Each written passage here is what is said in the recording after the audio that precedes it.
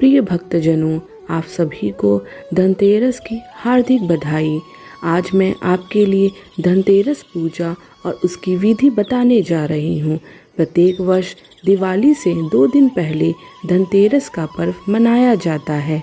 हिंदी पंचांग के अनुसार कार्तिक मास में कृष्ण पक्ष की त्रयोदशी तिथि को धनतेरस का पर्व पड़ता है।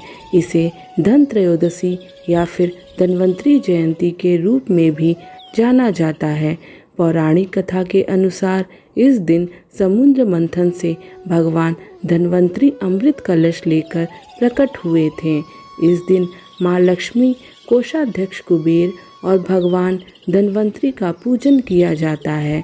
धार्मिक मान्यता के अनुसार इस दिन पूजन करने से घर में धन के भंडार हमेशा भरे रहते हैं और धन संपदा में वृद्धि होती है। धनतेरस के दिन नई चीज़ें खरीदने की परंपरा भी है। इस पर्व को धन समृद्धि दायक माना गया है। धनतेरस वाले दिन से ही दीपोत्सव यानी दिवाली की शुरुआत हो जाती है। मान्यता है कि इस दिन विधि पूर्वक पूजन करने से घर में धन की कमी नहीं होती है। धनतेरस पूजा विधि। धनतेरस पर शाम के वक्त शुभ मुहूर्त में उत्तर दिशा की ओर भगवान धन्वंतरी, माँ लक्ष्मी तथा कुबेर जी की तस्वीर या प्रतिमा को स्थापित कर लीजिए। आपने इस दिन जो भी धातु, बर्तन अथवा ज्वेलरी खरीदी है उसे चौकी पर रखें। अब गंगा जल का छींटा दें, दीप प्रज्वलित करें और विधिवत पूजन करना आरंभ करें। तिलक करने के बाद पुष्प, फल आदि चीज़ें अर्पित करें। इसके बाद धन्वंतरी देव के सामने धूप दीप जलाएं। फिर उनके मस्तक पर हल्दी, कुमकुम, चंदन और चावल लगाएं। फिर उन्हें हार और फूल चढ़ाएं। पूजन में अनामिका उंगली से गंध लगाना चाहिए। इसी तरह उपरोक्त षोडशोपचार की तरह सामग्री से पूजन करें। पूजन के दौरान ओम ह्रीं कुबेराय नमः इस मंत्र का जाप करते रहें। भगवान धन्वंतरी को प्रसन्न करने के लिए इस दिन धन्वंतरी स्तोत्र का पाठ करना चाहिए। उसके बाद माँ लक्ष्मी और गणेश भगवान की पूजा और आरती करें। पूजा के समय सभी एकत्रित होकर साथ पूजा करें। पूजा के दौरान किसी भी प्रकार का शोर न करें। पूजा करने के बाद प्रसाद या नैवेद्य चढ़ाएं। नैवेद्य पर तुलसी का एक पत्ता रखा जाता है। पूजा के बाद अब मुख्य द्वार या आंगन में प्रदोष काल में दिए जलाएं। रात्रि में घर के सभी कोने में भी दिए जलाएं। धनतेरस पर यम के नाम का दीप अवश्य जलाएं। इसके लिए सबसे पहले एक पटरी पर स्वास्तिक बनाएं तथा मिट्टी का दीपक प्रज्वलित करें। दीपक पर तिलक लगाएं। अब चावल, फूल तथा चीनी अर्पित करें। उसके उपरांत घर के लोगों का तिलक करें तथा दीपक की बत्ती को दक्षिण दिशा की ओर करके दरवाजे पर रख दें, क्योंकि दक्षिण दिशा को यम की दिशा माना गया है। अब मैं आपको धनतेरस की कथा सुनाने जा रही हूँ।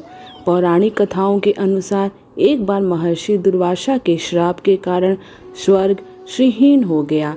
तब सभी देवता भगवान विष्णु के पास गए। भगवान विष्णु ने उन्हें असुरों के साथ मिलकर समुद्र मंथन करने का उपाय बताया और ये भी बताया कि समुद्र मंथन से अमृत निकलेगा, जिसे ग्रहण कर तुम अमर हो जाओगे। साथ ही स्वर्ग की संपदा भी पुनः लौट आएगी। यह बात जब देवताओं ने असुरों के राजा बलि को बताई तो वे भी समुद्र मंथन के लिए तैयार हो गए। वासुकी नाग की नेति बनाई गई और मंदराचल पर्वत की सहायता से समुद्र को मथा गया। समुद्र मंथन से उच्चैश्रवा घोड़ा, ऐरावत हाथी, लक्ष्मी, भगवान धन्वंतरी सहित 14 रत्न निकले।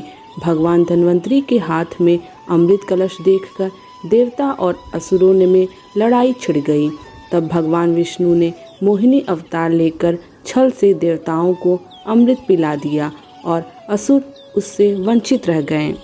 शास्त्रों के अनुसार इसी दिन भगवान धन्वंतरी का जन्म हुआ था, इसलिए इसे धनतेरस त्योहार के रूप में मनाया जाता है, क्योंकि इस दिन भगवान धन्वंतरी अमृत से भरा सोने का कलश लेकर प्रकट हुए थे।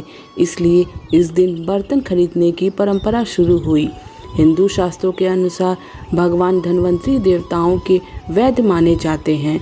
इनकी भक्ति करने से आप सदैव निरोगी रहते हैं।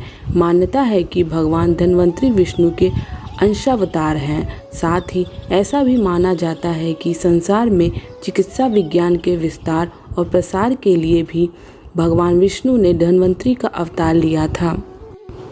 प्रिय भक्तों, अगर आपको मेरे द्वारा सुनाई गई कथा और जानकारी अच्छी लगे तो प्लीज़ लाइक एंड सब्सक्राइब करना मत भूलिए।